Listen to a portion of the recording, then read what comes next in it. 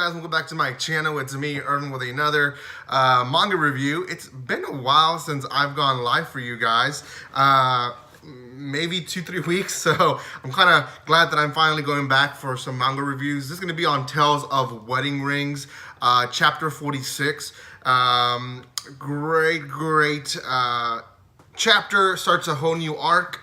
Now, before I continue, I do want to say a few things. One, if you have not done so, subscribe to my channel. Hit that bell button if you guys want to know when I go live, when I post videos. Secondly, guys, I have, I believe, the first 4 or 5 volume reviews of this series, and then from there, I started doing the chapter reviews. So go check that out in my channel. I will eventually tag the playlist at the end of this video.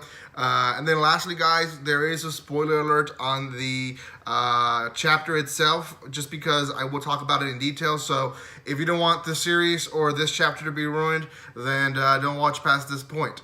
Oh, and lastly, there is a link down there below in the description where you guys can buy some cheap manga at a very reasonable price online. Thank you, guys. Let's start with the review. So, whole new arc, the princesses and the Ring King, as well as his advisor, and the Light Princess sister are traveling to the Empire, and they basically arrive at the beginning. And one thing they notice is that their guard and their defense is something that none of them have seen before in the world.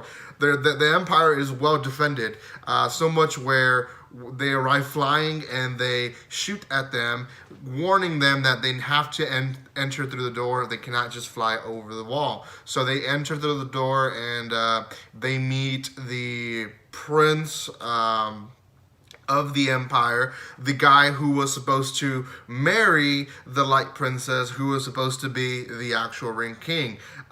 He seems to be pretty chill about it. He doesn't seem to be too distressed on the fact that he didn't become the Ring King. And he basically tells them, you know, you guys can get the stuff you need, but I don't have permission to give you to go into the storage. You have to actually ask the Empire, the Emperor, sorry, directly. So they basically walk to where the Emperor is, and people are, you know, making fun of the Ring King. Oh, he's a wimp. Oh, he's manhandled, blah, blah, blah, right? Just because, you know, he doesn't have the body of what a Ring King should look, I guess, to them. And there is also 2 characters who look suspicious in the background. We actually have a whole panel of them just kind of looking at the side, like covered in hoods. So they're gonna actually either be enemies or maybe help the Ring King at the end of the day. Not really sure. They get to the Emperor. The Emperor quickly says, no, you cannot go into that. You're not allowed. And quickly spews basically a speech of how he really believes that the Ring King is kind of a symbol of hope, in the way of it's false. There is no power there. The power really is within the person. He believes that a soldier can be created through anyone, and this Ring King is just false hope that people have, and these relics that the Ring King wants to obtain from the Emperor are just more false hope that shouldn't even exist. At least that's what he thinks. So quickly gets turned down and sent to a lodging for peasants, but still a lodging for free. And they hang out there. They basically talk about having no plan for the next day. And I think at the end, the Light Princess makes a suggestion of also going to where sorcerers are trained to maybe get some training, or maybe they're able to get some relics for them as well. Now, that's the end of that chapter. It's pretty fast paced, and it gave us basically the introduction to the Empire.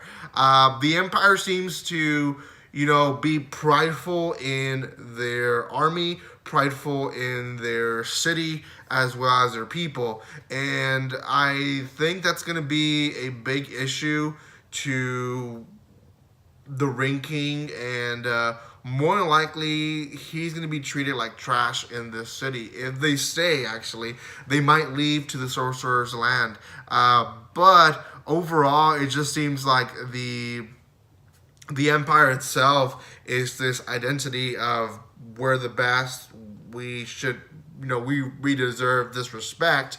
You guys are below us. Even if you have the ranking with you guys, it doesn't matter. You're below us. So that's gonna be, I think, a key point to this arc.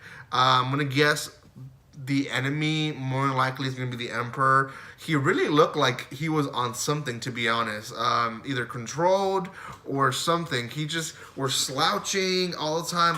When you think of a prideful Emperor, you think of someone direct and, but he just seemed to not care of what was going on. So it almost seems like maybe he was being controlled.